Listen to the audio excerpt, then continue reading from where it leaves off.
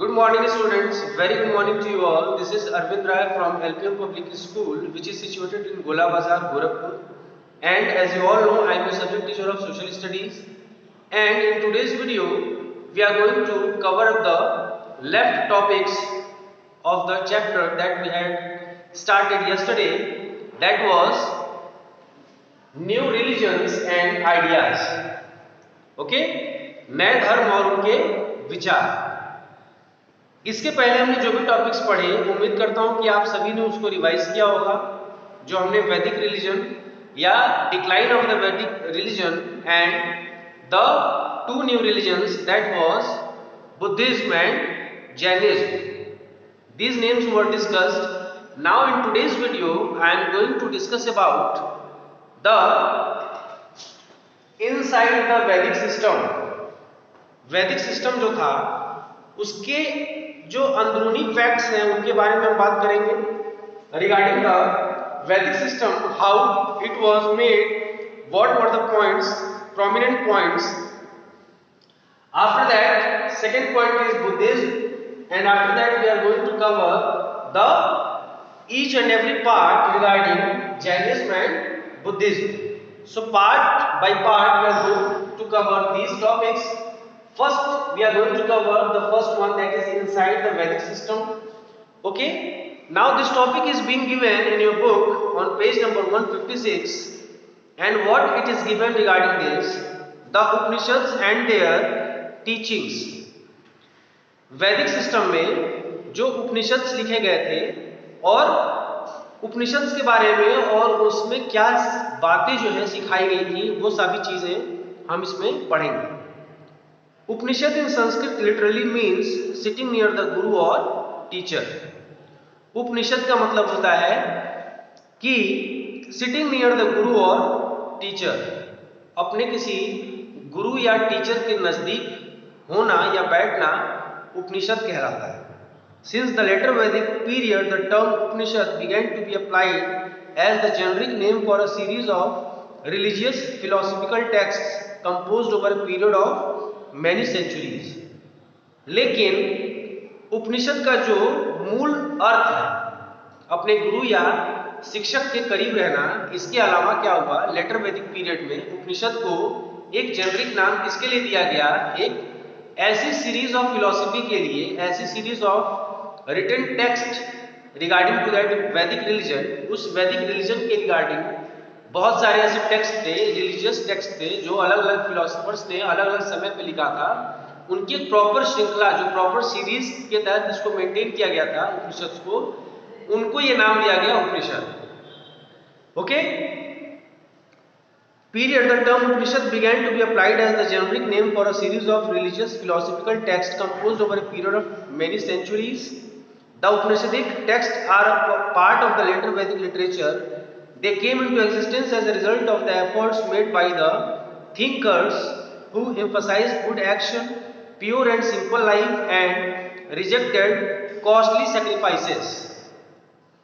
इनके विचारों के तहत अगर हम अलग अलग थिंकर्स, अलग अलग जो विचारवादी थे, जो फिलोसोफर्स थे उस समय के, अगर उनकी बातों के आधार पर इस फिलॉसफी या इस उपनिषद की बात करें, तो इन्होंने क्या लिखा था अलग अलग सीरीज में, जो इनका मेन थीम था, जो मूल थीम था, जो मूल सोच थी इन सभी उपनिषद की, वो ये थी कि गुड एक्शन, मतलब किसी भी अपने वर्क के लिए, for every work in our life we should have a good action regarding that work, pure and simple life. Pure and simple life was the main focus of that philosophers of that time, Vedic religious time, and rejected costly sacrifices. और costly sacrifices जो होते थे उनको एक तरह से दूर करना, मतलब हम जो भी सेक्रीफाइस करते थे अपनी लाइफ में, वो कॉस्टली चीजों का सेक्रीफाइस नहीं होना चाहिए, हमें गुड एंड सिंपल लाइफ जीना चाहिए और वो प्योर होना चाहिए। The Upanishads are said to have been composed by learned saints and philosophers of the ancient period. Among them, उस समय के जो महान फिलोसोफर्स थे वैदिक पीरियड के, वो कौन कौन से थे, Yajnavalkya, Aruni, Shandilya, Atreya, Shaunaka etcetera were most prominent. ये उस समय के एक महत्वपूर्ण फिलोसोफर्स थे। Atreya, sorry, besides these were some noted female scholars such as Gargi and Maitreyi. उस समय की कुछ फीमेल स्कॉलर्स भी थी, कुछ महान जो महिला फिलोसोफर्स थी, उनके भी नाम हैं। they were Gargi and Maitreyi. Poor people rarely had the opportunity to participate in these discussions. और जो गरीब लोग होते थे वो बहुत ही रेयर केस ऐसा होता था कि इन डिस्कशंस में वो पार्टिसिपेट कर सके। Okay, Satyakama Jabali, the son of a poor woman, Jabala was probably the sole exception in this regard. जो पुअर पीपल होते थे वो इन डिस्कशंस में भाग नहीं लेते थे, मगर एक ऐसा नाम जो एक एक्सेप्शनल केस है, that is Satyakama Jabali, the son of a poor woman, Jabala was probably the sole exception in this regard. ये ऐसा नाम है जो एक एक्सेप्शनल केस है, मतलब ये कि बहुत ही निर्धन व्यक्ति थे जो इन डिस्कशंस में अपने विचारों के आधार पर, अपने फिलॉसफी के आधार पर इन सभी चीजों में पार्टिसिपेट करते थे। The major Upanishads were composed between 1000 BCE and 400 BCE। जो मेजर, जो इंपॉर्टेंट उपनिषद्स का जो निर्माण हुआ, that was composed, ये सभी Upanishads they were composed between 1000 BCE to 400 BCE। There are about 108 Upanishads। Total 108 Upanishads हैं। The most famous among them are the Isa, the Katha, Atriya, Chandogya, Mundaka and Brihadaranyaka, etc. The Upanishads are, sorry for the interruption, the Upanishads are read even today and have been translated in several languages such as Persian, English, French, etc. जो उपनिषद हैं आज के समय में भी पढ़े जाते हैं और they were being translated in other languages also, that were Persian, English and French. Many of the ideas of the Upanishads were later developed by the famous thinker and spiritual guru Adi Shankaracharya। और इन उपनिषद्स के कई सारे ऐसे materials हैं, कई सारे ऐसे factors हैं जो आदि शंकराचार्य, जो फेमस थिंकर थे, स्पिरिचुअल गुरु थे, एक धार्मिक गुरु के तौर पर इनको माना जाता है, इन्होंने इन उपनिषद्स के जो मोस्ट इंपॉर्टेंट पार्ट्स था उसको डेवलप किया और उसको जीवंत रखा, उसको जीवित रखा आज के समय में भी, एंड हिज नेम वाज आदि Shankaracharya. Now after that we are going to discuss about Buddhism. This is our second topic, and Buddhism was the most significant and popular of all the new religions. Buddhism जो धर्म था वो सभी नए धर्मों में सबसे फेमस और पॉपुलर था, सिग्निफिकेंट था सबसे। Siddharth Gautam was the founder of Buddhism। Buddhism धर्म के जो फाउंडर थे वो सिद्धार्थ गौतम थे। He was the son of Shuddhodana, the Shakyan king of Kapilavastu and his queen Maya. Okay? He was born in the Lumbini Grove in Nepal in 566 BCE. It is said that from the beginning, Siddhartha had little interest in worldly affairs and spent long hours meditating. So this is the fact regarding the founder of the Buddhism religion, that is Siddhartha Gautam. After that, the four sites that changed the life of Siddhartha। ऐसी चार घटनाएं, चार sites जिन्होंने सिद्धार्थ की life को change किया। Prince Siddhartha once went out on his chariot to visit the city where he lived with his parents. While traveling around, he saw on successive days a sick man, an old man, a dead person and a hermit. He was so disturbed after seeing these sights that he quietly left home at the age of 29 to seek answers to the problem of suffering. This event is termed as Mahabhinishkramana. He reached Rajgiri and became a disciple of Alara Kalama and Udaka Ramaputta, two distinguished teachers, but he was not satisfied. He left them too and practiced severe penance in the forest near Gaya for 6 years. Finally, he found answers to his questions and attained enlightenment under a peepal tree at the modern Bodh Gaya in Bihar. The Mahabodhi temple, built later, stands at this place today. After this, he came to be known as the Buddha or the Enlightened One. He delivered his first sermon at Sarnath. This is called the Dharma Chakra Pravartana or turning of the wheel of law. For the remaining years of his life, the Buddha travelled throughout the Gangetic plains of northern India, teaching a wide range of people. The Buddha's main teachings are contained in the Four Noble Truths and the Eightfold Path, Arya Ashtangik Marg. So these were the facts regarding Buddha or Buddhism. After that, now see here, sorry for the inconvenience, the four sides that changed the life of Siddhartha.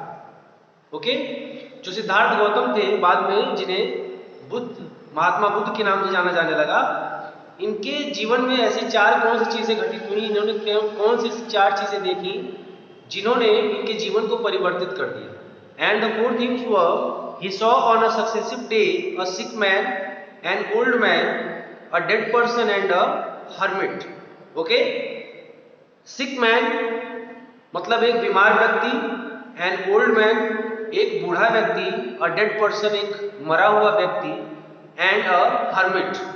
Hermit का मतलब एक सन्यासी, okay, और एकांतवासी जो एक जगह एकांत में रहकर किसी चीज की तपस्या करता है. इन चार चीजों को देखने के बाद इनके मन में एक अभिलाषा जागृत हुई, एक सोच उत्पन्न हुई कि इन चारों के जीवन के रिगार्डिंग, इनके जीवन से जुड़ी हुई चारों जो चार चीजें उन्होंने देखी, इनसे जुड़ी हुई सभी चीजें जानने की उत्सुकता हुई उनको. He was so disturbed after seeing these sights that he quietly left home at the age of 29 to seek answers to the problem of suffering. इन चीजों को लेकर इनको इतनी परेशानी हुई कि इन्होंने उम्र के 29वें साल में ही अपना घर छोड़ दिया to get the answers of these four sights. Okay, this event is termed as Mahabhinishkramana. Okay, Mahabhinishkramana इस नाम दिया गया इस टर्म को जब इन्होंने इन चार चीजों का जवाब जानने के लिए अपना घर छोड़ दिया 29 साल की उम्र में. He reached Rajgiri and became a disciple of Alara Kalama and Udakka Ramput, who two distinguished teachers. दो टीचर्स के पास गए जिनका नाम था Alara Kalama and Udakka Ramaputta to find these answers regarding four sights that he saw, but he was not satisfied. लेकिन गौतम बुद्ध जो थे इन दो टीचर्स से जो जवाब मिला, जो आंसर्स मिले, उससे ये सेटिस्फाइड नहीं थे. He left them too and practiced severe penance in the forest near Gaya for 6 years. उन दोनों टीचर्स को भी इन्होंने छोड़ दिया और अगले 6 वर्षों तक इन्होंने गया के नजदीक जंगलों में एक बहुत ही कठोर तपस्या की, एक पेनेंस किया, एक तपस्या की, और finally he found answers to his questions and attained enlightenment under a peepal tree at the modern Bodh Gaya इन बिहार. और 6 साल की कठोर तपस्या के बाद इन्होंने अपने सभी उत्तरों को, सभी आंसर्स को जाना इन चारों साइट्स के रिगार्डिंग, और इनको एक महान ज्ञान की प्राप्ति हुई पीपल वृक्ष के नीचे. ओके, मॉडर्न बोध गया में, आज का जो मॉडर्न बोध गया है बिहार में, वहां पे इनको ज्ञान की उपलब्धि हुई. The Mahabodhi temple built later, और वहां पे बाद में महाबोधि मंदिर का निर्माण हुआ, stands at this place today. आज के समय में वो मंदिर वहीं पे जहां पे महात्मा बुद्ध को उस ज्ञान की प्राप्ति हुई पीपल के वृक्ष के नीचे. After this, he came to be known as the Buddha or the Enlightened One. He delivered his first sermon at Sarnath. This is called the Dharma Chakra Pravartan or turning of the wheel of law. और इस ज्ञान की उत्पत्ति के बाद, ज्ञान जब इन्होंने हासिल किया, उसके बाद इनका जो पहला उपदेश था वो सारनाथ में दिया गया और इसका नाम था धर्म चक्र प्रवर्तन और turning of the wheel of law. For the remaining years of his life, the Buddha traveled throughout the Gangetic plains of northern India. और आगे के जीवन में इन्होंने जो गैंगेटिक प्लेन्स थे, नॉर्थ इंडिया के जो मैदानी क्षेत्र हैं, उनका इन्होंने भ्रमण किया. Teaching a wide range of people, बहुत सारे लोगों को इन्होंने सिखाया, पढ़ाया. the Buddha's main teachings are contained in the Four Noble Truths and the Eightfold Path, that is आर्य अष्टांगिक मार्ग। ठीक है, इनकी लिखी हुई जो भी लिटरेचर जो टीचिंग्स थी वो इन किताबों में लिखी हुई हैं। Teachings of the Buddha was opposed to extremism of any sort, be it luxury or austerity. His main teachings are contained in the Four Noble Truths. इनकी जितनी भी जो शिक्षा है, जो पढ़ाई हुई चीजें हैं, वो Four Noble Truths में लिखी हुई हैं। कौन कौन सी चीजें हैं? There is suffering in this world. Each suffering has a cause. The cause is desire or thirst, tanha. It is possible to put an end to sufferings if desire is removed by following the eightfold path. उनके हिसाब से जीवन में चार चीजें हैं। There is suffering in the world, हम किसी भी चीज को सफर करते हैं, उन चीजों की उन परेशानियों से गुजरते हैं। Each suffering has a cause, हमारे जीवन में जो भी परेशानियां आती हैं उनका एक कारण होता है।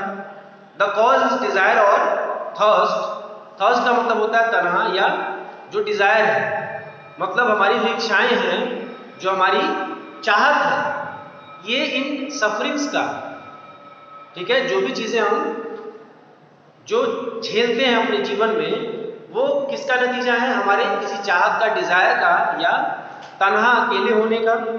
It is possible to put an end to sufferings if desire is removed by following the eightfold path. और अगर गौतम बुद्ध के द्वारा सिखाई गई 8 चीजों को हम अगर अपने जीवन में लागू करें तो हम इन सफरिंग से, इन परेशानियों से हम बच सकते हैं। वो कौन कौन सी चीजें हैं? According to the Buddha the eightfold path consisted of the following. सबसे पहली चीज है right view, right speech, right livelihood, right concentration, right attitude, right action, right effort, right mindfulness. Okay, now I am going to write the eightfold path, okay, given by Gautam Buddha. That is, first one is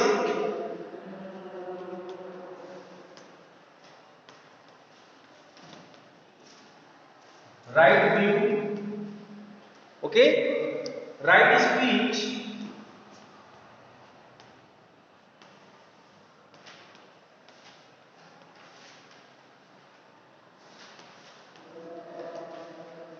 right livelihood,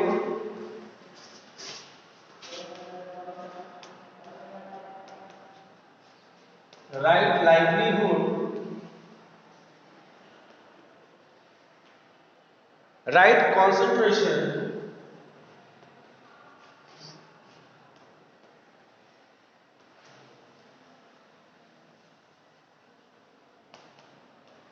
right concentration, okay, right attitude,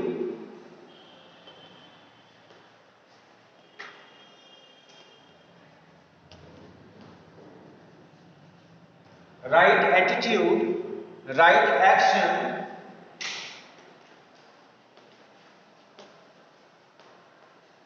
right action. After that we have right effort,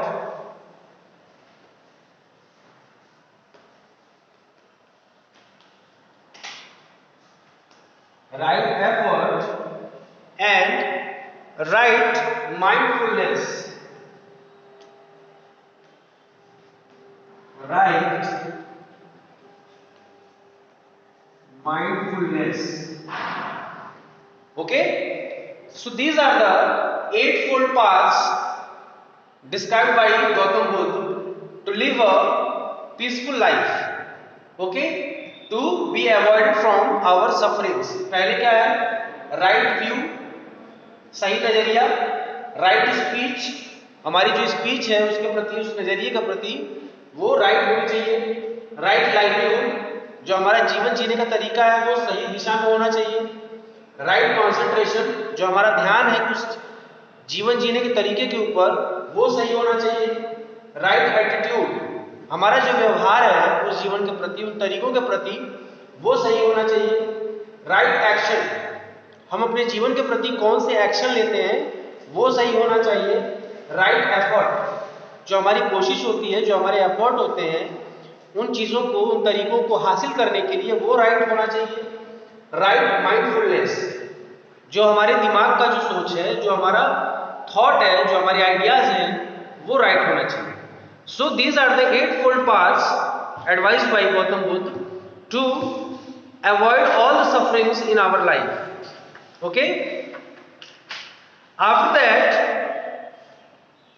we are going to discuss 2 points in our next video, and also we are going to cover the topics regarding Jainism. Till then, please be attached with your studies and please be safe. Thank you so much.